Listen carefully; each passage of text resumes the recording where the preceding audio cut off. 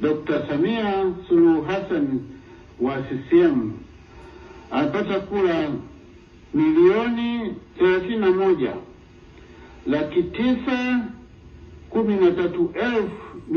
1,913,866 sawa na 97.66.